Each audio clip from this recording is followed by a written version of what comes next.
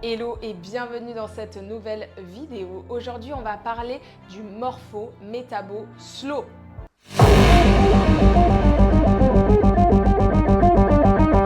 Alors, comme son nom l'indique, c'est une morphologie et un métabolisme qui seront lents. Alors, comment sait-on si, oui ou non, j'ai un métabolisme lent ou un métabolisme rapide? Eh bien, c'est la combinaison de différents paramètres qui nous permettent de savoir aujourd'hui comment fonctionne votre métabolisme. Donc c'est une combinaison que j'ai mise au point qui me permet de savoir aujourd'hui avec précision si un métabolisme et une morphologie est au ralenti et donc si on a besoin de booster certaines choses chez la personne ou si plutôt on a besoin d'optimiser ses apports. Donc on va le faire au travers évidemment de l'alimentation, du mode de vie et évidemment de l'activité physique adaptée. Mais pas que, on va rééquilibrer le terrain, à rééquilibrer les hormones, la thyroïde et le métabolisme glucidique. Tous ces paramètres combinés vont nous permettre de savoir si la personne souffre d'un métabolisme lent ou rapide. Donc, les personnes qui souffrent d'un métabolisme lent auront tendance à prendre du poids facilement. Ils auront tendance à engraisser plutôt au niveau de la zone abdominale et des hanches pour les femmes et au niveau du haut du corps et de la zone abdominale chez les hommes. Donc ce sont également des personnes qui vont avoir tendance évidemment à avoir une thyroïde au ralenti. La thyroïde régule notre métabolisme de base. Qui dit métabolisme lent dit difficulté à brûler des calories au repos. Et ça, c'est très important de le comprendre aujourd'hui.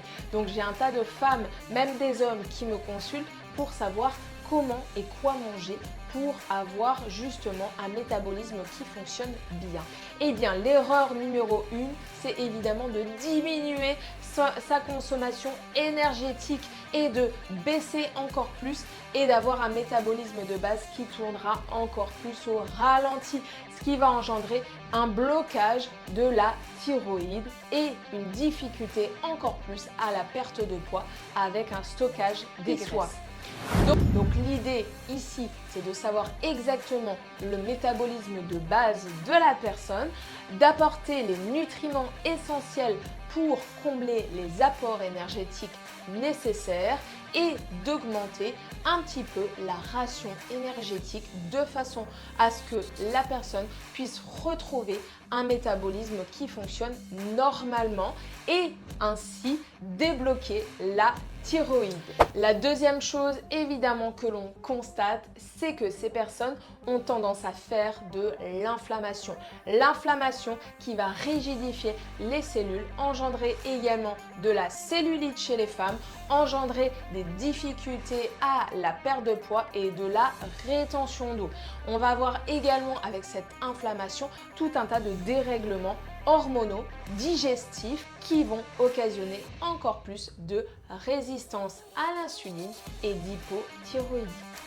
Et on constate également que ces personnes souffrent également de dysbiose. Également, il va falloir aller travailler sur le terrain du microbiote intestinal, vérifier la qualité, la quantité des bactéries pour rééquilibrer le microbiote en profondeur, améliorer son fonctionnement. Aujourd'hui, si tu souffres de tous les symptômes que j'ai évoqués dans cette vidéo, il est fort probable que tu souffres également d'un morpho métabo slow. Je te remercie pour ton écoute et dis-moi en commentaire si c'est ton cas. Je me ferai un plaisir de te répondre. Je te dis à très vite.